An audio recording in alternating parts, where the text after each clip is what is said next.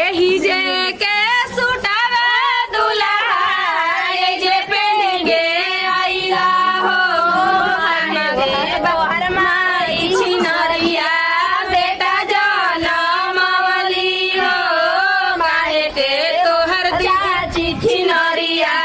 बेटा जनमवली एही जे के घड़िया दुल्हा ए जे पेंगे आइला हो के तोहर दीदिया दुलरिया भाई बनवली हो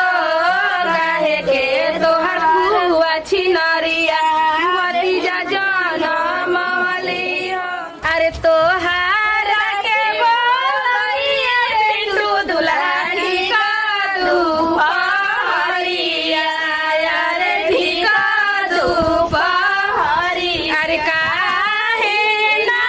आइला भेड़ुआ ठीका दुपहरिया अरे ठीका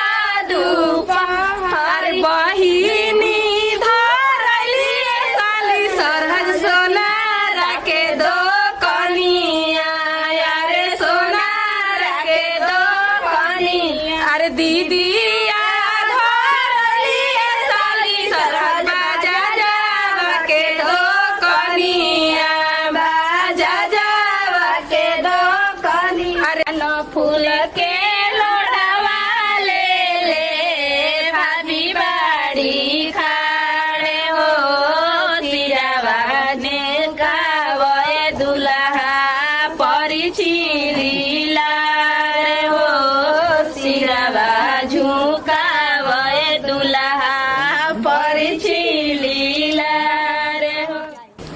कड़ा कड़ा नोट के खरीदल हाये जीजाजी कवन दीदिया कहे कवन करी हाये जीजाजी जवन दीदिया कहे तवन करी हाये जीजाजी बरतन मंजब हम खंघरी हाये जीजाजी जवन दीदिया कहे तवन करी हाये दादाई कैसन बर हमरा देखत लागे डर दादाई कैसन बर हमरा देखत अखिया में काजर नइखे ताके टाका टक दादाई कैसन बर हमरा देखत लागे डर दादाई कैसन बर हमरा दे मुहावा में दांत नइखे करे पाका पक दादाई